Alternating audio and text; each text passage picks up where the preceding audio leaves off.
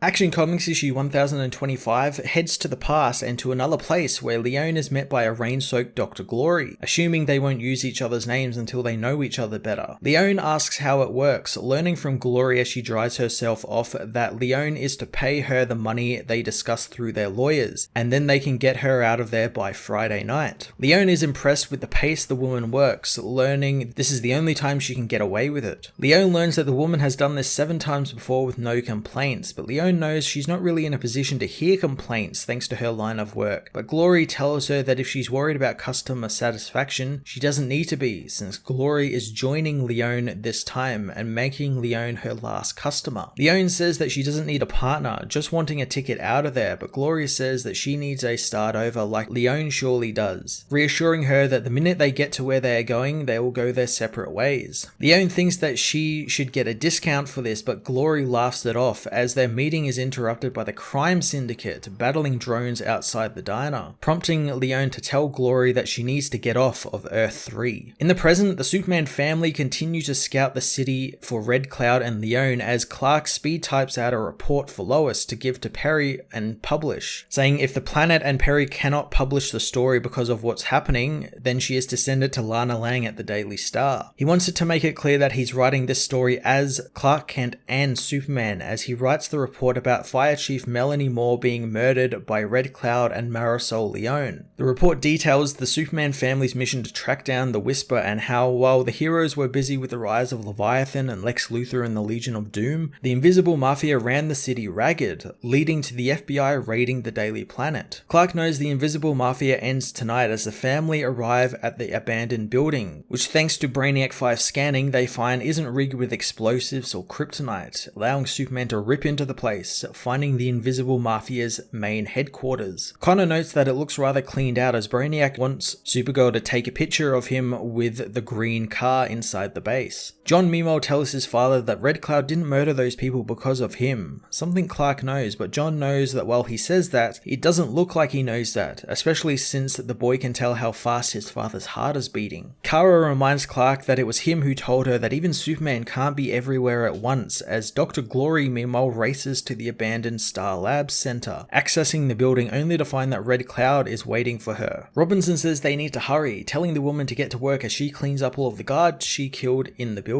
Glory gets to work in opening a door to another Earth, knowing time is needed for those on the other side to do the same. Glory tells Robinson to power down since she's getting anxiety from it. Robinson says that she won't kill the Doctor since Leone made her promise, as the gateway powers up and Glory tells the villain to stay powered down since she doesn't want to scare whatever is behind the gateway. Robinson wonders what it is and Glory says that Leone said that she needed something to take care of Superman as a giant parasitic monster comes through the portal. The women welcome it to Metropolis, but Robinson begins shifting into her Red Cloud form as the monster takes off into the sky. Robinson wants to know what the hell that thing was, but Glory knows that it was her emergency weapon against Superboy, who had been giving her trouble long before Leone called her up for help. Glory reveals that the monster killed its Earth's Superman, absorbing all of his powers and used that power to absorb even more across the Earth. Robinson says that that sounds like Parasite, but Glory knows that it would sound like that had Parasite been super successful at his job. John Memo tells the family that the FBI are raiding both the Whisper's communications room and Leone's HQ, so if anything points to her, they will find it. Connor knows then they have already won as Superman sees something in the distance with his telescopic vision, speeding off from the family. The family soon join him as they come across the Parasite, who stops in its tracks before speeding towards the family. Supergirl asks Brainiac 5 if he's sure he has no record of this creature as Lois and Jimmy and Red Cloud watch as Superman and the Parasite crash into one another. Luckily, Superboy smashes into Parasite, throwing Clark free of the Parasite's grip as it grabs onto Connor, beginning to drain him of his power and life force. At the Daily Planet, Lois goes to meet Perry, giving him Clark's story on Melanie and the Invisible Mafia. Perry reminds her that they are being raided by the FBI, so they can't really put anything out at the moment, as Cameron overhears what the story is about, asking for details, but Lois says that Perry Perry edits and fact checks their stories before they publish them, so they won't know full details just yet. Cameron tells her that they aren't seizing the paper for the moment, and no one there is under arrest.